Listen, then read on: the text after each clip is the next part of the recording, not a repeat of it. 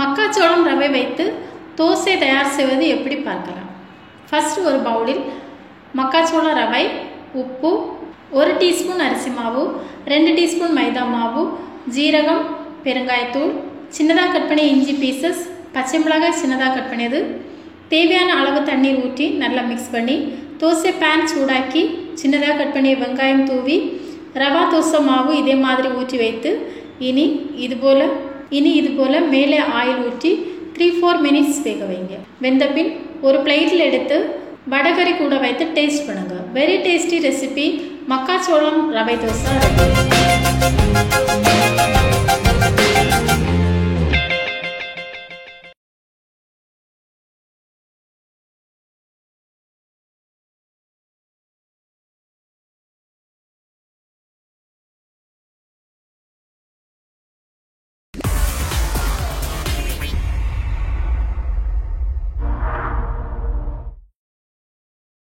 Beans parotta தயார் செய்யும் விதம்.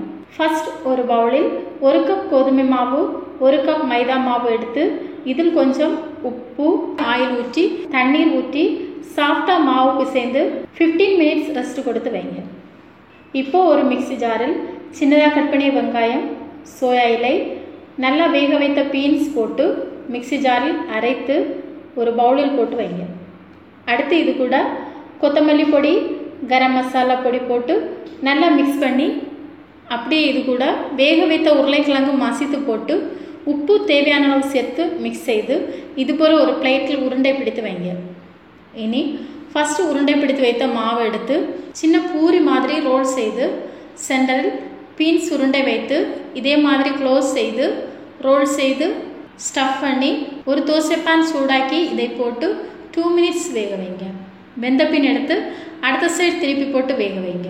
எடுத்து டேஸ்ட் பண்ணி பாருங்கள். Very very tasty beans parotta ready.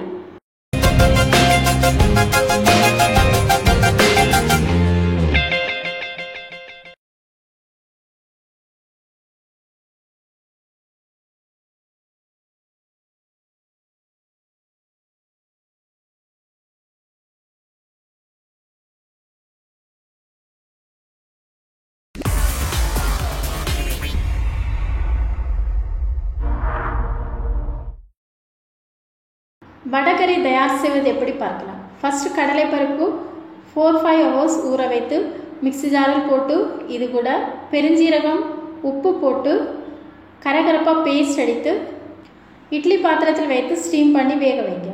அடுத்து ஒரு பேனில் ஆயில் ஊற்றி பிரியாணி இலை, சோம்பு, ஏலக்காய், லவங்கப்பட்டை, கிராம்பு, கறிவேப்பிலை போட்டு இது கூட வெங்காயம் சின்னதாக கட் பண்ணியது உப்பு போட்டு நல்லா வதக்குங்க.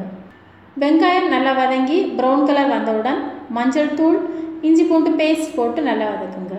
இப்போது பச்சை மிளகாய் பீசஸ், தக்காளி பீசஸ், சிவப்பு மிளகாய் தூள் போட்டு நல்லா வதக்கி குக் பண்ணுங்கள். அடுத்து நல்லா வதங்கிய பின் தேவையான அளவு தண்ணி ஊற்றி புதினா இலை, கரம் மசாலா தூள் போட்டு குக் பண்ணி ஃபஸ்ட்டு மிக்ஸி ஜாரில் எடுத்த பருப்பு போட்டு 3 மினிட்ஸ் வேக வைங்க.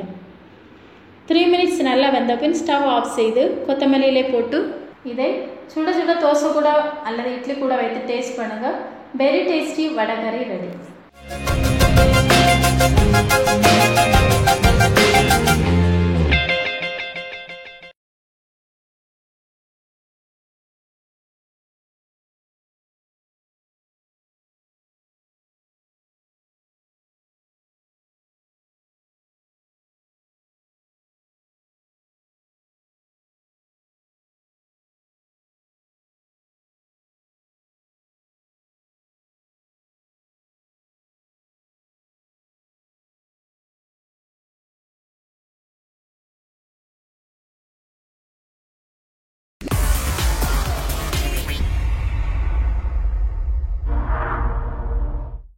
பைத்தா ரொட்டி, கிரஞ்சி தயிர் பச்சடி தயார் செய்யும் விதம். ஃபர்ஸ்ட் ஒரு பவுலில் 1/2 கப் மைதா மாவு, 1/2 கப் கோதுமை மாவு போட்டு கொஞ்சம் ஆயில், உப்பு போட்டு மாவு சாப்பிட்டா சப்பாத்தி மாவு பருவத்தில் பிசைந்து 10 அல்லது 15 மினிட்ஸ் ரெஸ்ட் கொடுத்து வைங்க.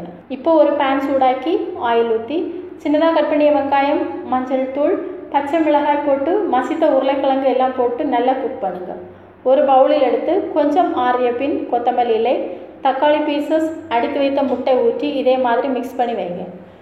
இப்போது மிக்ஸ் பண்ணி வைத்த மாவு உருண்டை எடுத்து ரோல் செய்து தோசை பேன் மேலே வைத்து சூடாக்கி இது மேலே உருளைக்கிழங்கு மசாலா சென்டரில் வைத்து சைடு ஃபோல்டு செய்து 2 பக்கம் திருப்பி போட்டு நல்ல கலர் வரும் வரை வேக வை. அடுத்து இதே மாதிரி ட்ரையாங்கிள் ஷேப் 4 பீசஸ் கட் பண்ணுங்க. இதுக்கு தயிர் பச்சடி தயார் செய்ய ஒரு பவுலில் தயிர், சீஸ் கிரீம், உப்பு, பஞ்சசாரை, குங்குமப்பூ வாட்டர் போட்டு நல்லா மிக்ஸ் பண்ணி உருளைக்கிழங்கு இது போல துருவி சூடான ஆயிலில் போட்டு ஃப்ரை பண்ணி தயிர் பச்சடி கூட போட்டு மிக்ஸ் பண்ணுங்க.